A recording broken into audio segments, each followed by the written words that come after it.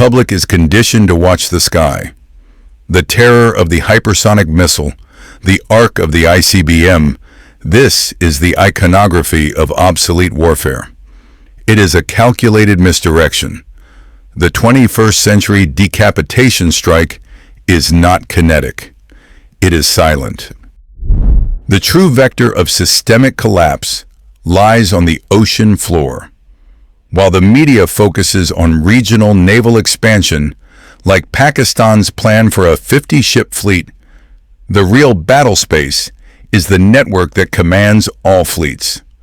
The global financial and military nervous system runs through a handful of subsea fiber optic cables, arteries of data carrying trillions of dollars in transactions and kill chain commands daily. Analysts at RUSI and CSIS have repeatedly modeled this scenario. A coordinated, deniable attack on these nodes, severing cables in the Atlantic, blinding reconnaissance satellites in low Earth orbit. The cost is negligible. The result is not a crater. It is a blank screen, a communications blackout. This protocol creates the blind Leviathan, a nation-state with unparalleled military hardware rendered inert, unable to see, command, or transact. A carrier strike group becomes a floating liability. A nuclear deterrent without launch authority is a monument to impotence. The objective is not to win a fight.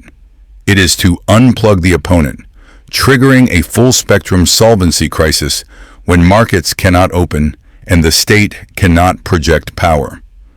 The silence is the weapon. The primary motive is not ideology. It is solvency. Geopolitical confrontation is a balance sheet calculation. When the kinetic cost of conventional warfare exceeds the state's ability to finance it without triggering internal collapse, that war becomes a domestic liability. This is the inflection point.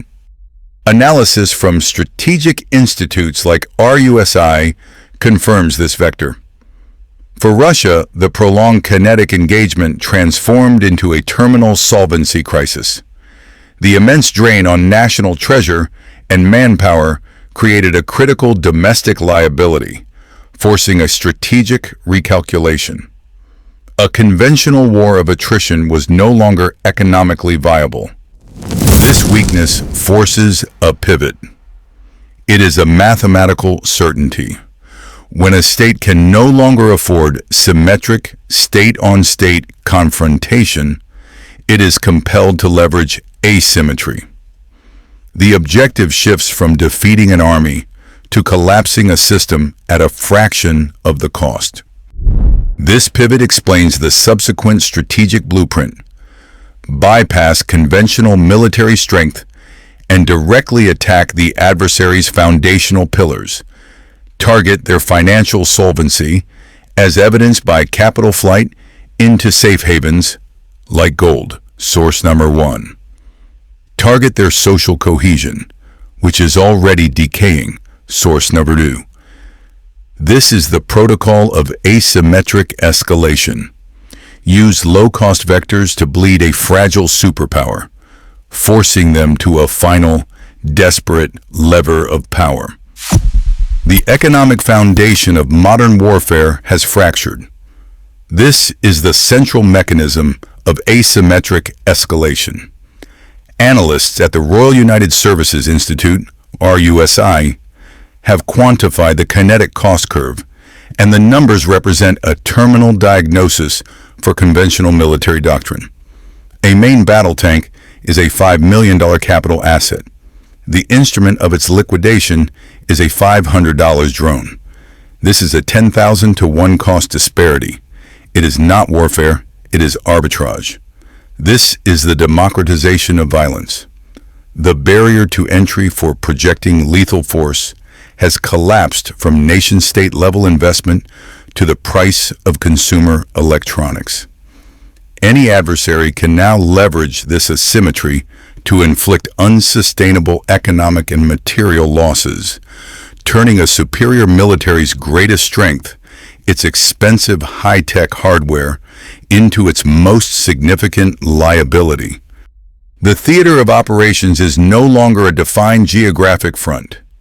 The new battlefield is a distributed network of gray zones. These are not failed states. They are Western-aligned nations designated as proxy laboratories for strategic attrition. Internal instability, whether in regions like Southern Africa or even within North America, is not the root cause of the threat. It is a symptom, cultivated and exploited as a staging ground. A nation becomes a proxy laboratory when its internal systems begin to decay. The primary indicators are a loss of faith in its currency, signaling a solvency crisis, source number 1, and a breakdown in social cohesion, which BlackRock's Larry Fink identified as an existential risk accelerated by systemic inequality, source number 2. This dual decay creates a low-cost, high-leverage environment for adversaries to test and deploy asymmetric attack protocols with maximum plausible deniability.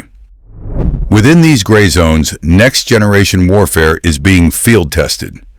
CSIS reports confirm that adversaries are rehearsing attacks on logistics, energy, and communications. A drone-based cyber attack, source number 4, for example, can be launched against a Canadian power substation to analyze grid response and defense protocols. The kinetic cost is near zero. The intelligence value is immense. It is a dress rehearsal for a decapitation strike on a primary target's critical infrastructure. Simultaneously, while the core powers are distracted by this systemic bleed-out, regional actors execute conventional expansion to fill the ensuing power vacuums. Pakistan's plan for a 50-ship navy, source number 3, is not a blueprint to challenge the U.S. fleet directly. It is a mathematical calculation to assert dominance over regional sea lanes once the incumbent hegemon is too financially and politically overextended to maintain its global security footprint. The protocol is brutally efficient. The gray zone is the accelerant. Each asymmetric probe staged from a proxy lab drains Western financial solvency and deepens the social fractures Fink warned of. This is the calculated strategy of asymmetric escalation. Force the superior power to die by 1,000 cuts, lowering its threshold for a disproportionate kinetic response. The ultimate liability is not the attack itself, but the predictable system-ending overreaction from a bankrupt and fracturing state. The launch on warning doctrine is not a strategy. It is a protocol of automated retaliation. Analysts at CSIS define it as a response mechanism triggered by satellite and radar data indicating an inbound nuclear strike. The objective is to launch a counterstrike before the incoming warheads can neutralize a nation's own silos. The decision window is not hours or days. It is under 12 minutes. This protocol contains a systemic vulnerability. The assumption is that the warning data is infallible, but adversaries will not target the missiles. They will target the data itself. Research warns of low-cost drones engineered to execute devastating cyber attacks against critical infrastructure. This is the asymmetric vector. A non-state actor or a deniable state proxy can blind a superpower's early warning system for the price of a used car. This creates the fog of digital war. The radar screens go black. The satellite feed cuts to static. In that moment, the commander is faced with a binary choice, both options leading to potential extinction. Option A: assume a system malfunction and wait. If wrong, the nation's arsenal is annihilated, resulting in total strategic collapse. Option B. Follow protocol. Assume the data blackout is a precursor to an attack and launch. In a state of financial solvency and social cohesion, restraint is possible. But in a system already hollowed out by a solvency crisis, source number 1, and internal decay, source number 2, the equation shifts.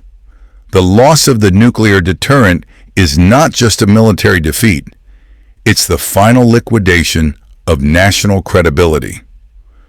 When faced with the certainty of asymmetric decay, the fear of inaction forces the kinetic response.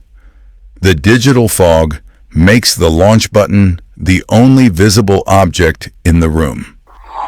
The protocol of asymmetric escalation dictates a calibration shot to measure the decay in response time and political will. Based on current adversary posture and Western liability vectors, the event is a mathematical probability within the next 12 months. The target, a key node in the global supply chain, such as a North American LNG export terminal or a major European data clearinghouse. The vector, as outlined by security researchers, source number 4, will be a localized, high-intensity network intrusion executed by drone swarm. It will be officially attributed to system failure. This is not an act of war. It is a price discovery mechanism for the cost of a kinetic response during a solvency crisis.